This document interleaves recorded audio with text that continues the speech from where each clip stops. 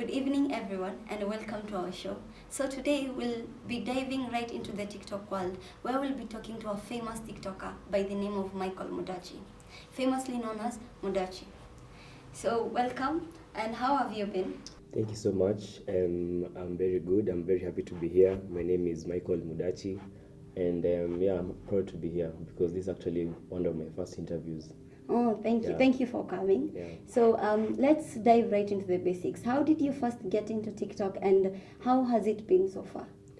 So that's actually a very funny story. I started with some random videos. It's videos tu za kawaida, random videos, but as I was doing my videos, like one of the videos that I think made me blow up was a video where I was telling a story about high school.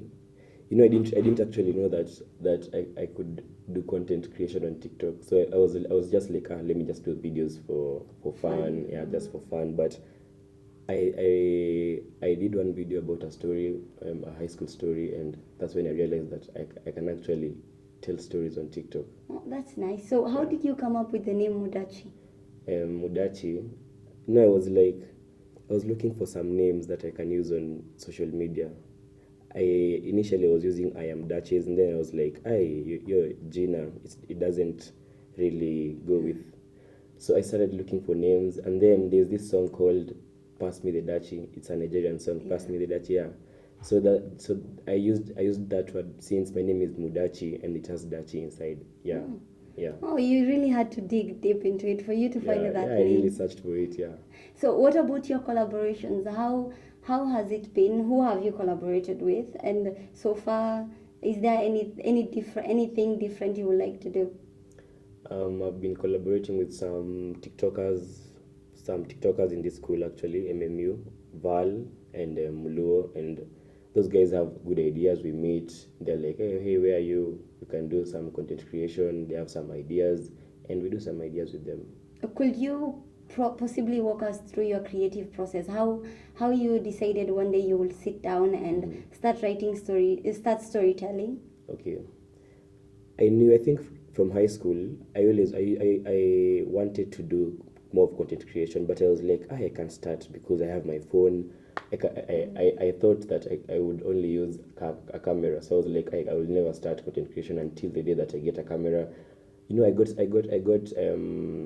I got inspired by some TikTokers like Mainamal, like Mark Moss, and I was like, I too need a camera. Sizifanya bila camera, but one of the TikTokers, I DM'd like 50 TikTokers. I was like, hey, Mike, can we collaborate? Can we collaborate? And then one of them was like, just use the camera that you have. It's still okay. So I used my camera, and yeah, and then I started just doing some videos. Okay, I've noticed that on TikTok, your videos has been gaining a lot of followers and a lot of views. Considering generally you have around 95.6 followers and 4.2 million likes, which is a lot for someone that you're saying you only started with a phone. So can you just tell us? As in, you already explained that the way you started your process, but could you tell us what makes it captivating? The first was a high school. Then after that, if it blew up with a high school, there were previous that you did. Yeah. So what made the stories more interesting as you go forward? I started with some random videos, and then I did one for high school, content creation for high school.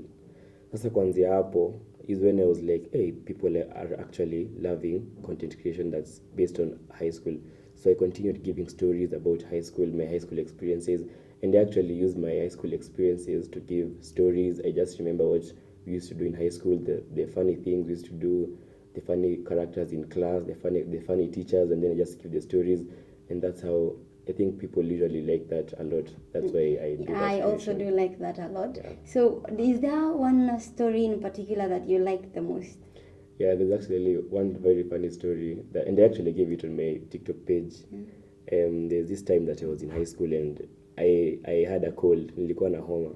Sasa nilikuwa na homa na nilikuwa na makamasi na sikuwa na handkerchief. I didn't have a handkerchief. So I was in the staff room, and then there was a teacher next to me. She was marking my book, so I have to look directly down at my book, and then my mucus is just coming down. So it was very funny, and then I can't start blowing my nose since I don't have a handkerchief. So I just kept looking up so that the mucus can come back inside. So that was a very funny experience, and I actually gave the story on TikTok. You can go and check it out on my page. I definitely will. So can you tell us about what strategies you have used so far apart from storytelling? Is there any other thing that you have used, that you have done in TikTok? I do some voiceovers from other videos, and I also do some blogs about how I spend my day. I also do some get ready with me to go. I do videos like that apart from storytelling. Actually, that's nice. I will definitely go and check how you get your day, how your day goes by. So do you have any advice for the fans out there?